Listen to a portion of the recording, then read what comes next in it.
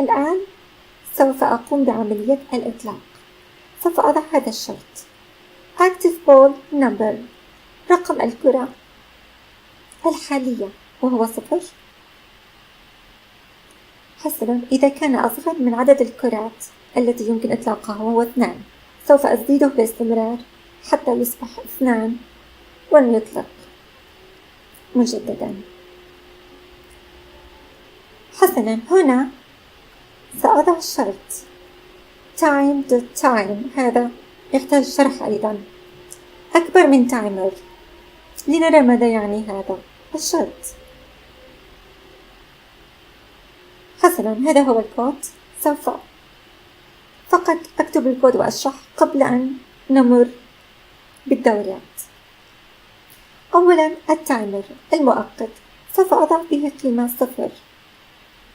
shooting rate معدل الإطلاق نعطيه قيمة نصف ليطلق كل نصف ثانية. والآن في الأبديت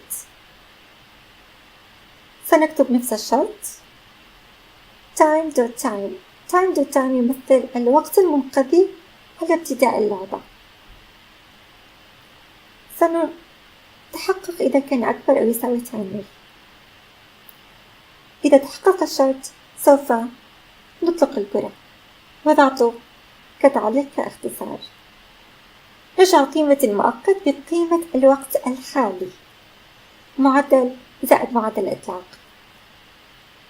إذن هذا الكود يعني أن التايمر سيتغير بقيمة الوقت الحالي زائد معدل الإطلاق. سنفهم ذلك عندما نجرب. لنجرب. أولا، سوف أفترض بأن كل فريم مدته 0.1 من الثانية لنسرع النتائج. إذن في الفريم الأول كان الوقت المنقضي هو 0 والتايمر كما عرفنا هو 0. نأتي عند الشرط يقول هل الوقت المنقضي أكبر أو يساوي المؤقت؟ نعم.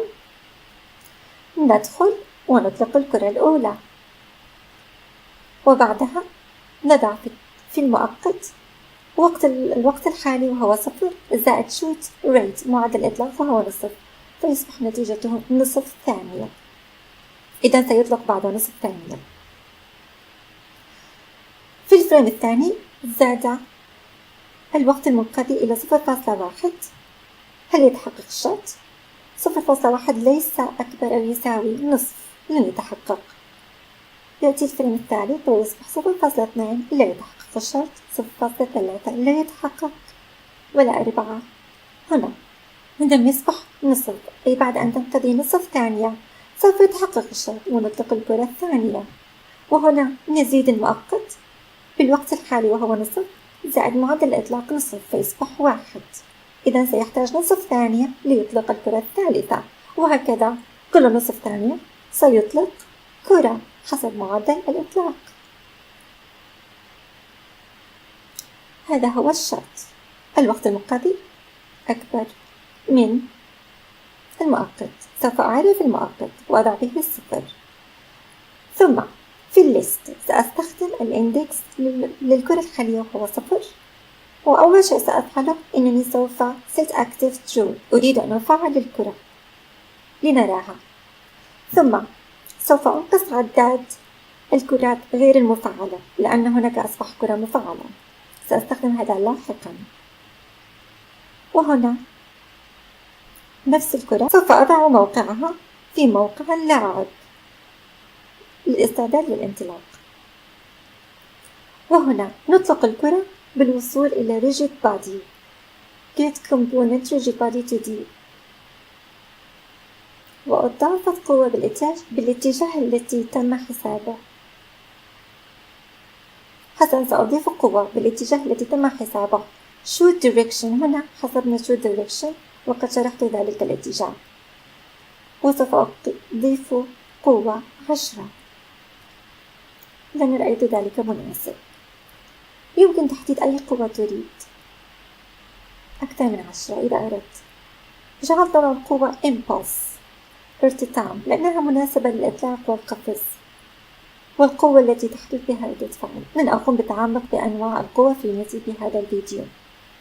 حسنا، هنا أيضا أزيد رقم الكرة الحالية من 0 إلى 1 حتى تشير الكرة الثانية في الدور الثاني. نضيف إلى المؤقت.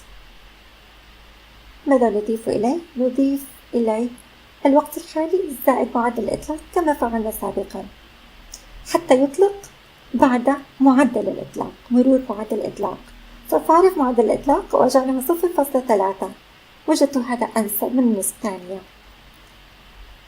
حسنا، سألغي تفعيل الكرة التي هنا، وأكيد فعلت بريفاب، سحبتها وفعلت بريفاب لها في البروجكت. هذا هو، سأقوم بسحبه كما عرفت في سكريبت بلاير، وأقوم بسحب التكست هنا ليعبر عن عدد الكرات، والشوتين باث سأسحب اللاين هنا، وهنا وضعت عدد الكرات الكلية 10 وعدد الكرات الحالية 2. وسوف أجعل في اللاين use workspace مفعلا لنجرب اللعبة. نطلق، مسار الإطلاق ظهر وكل شيء جيد. لنجرب اللعبة. مسار الإطلاق واضح. نطلق، تنطلق الكرتين بمعدل 0.3 وكل شيء ناجح.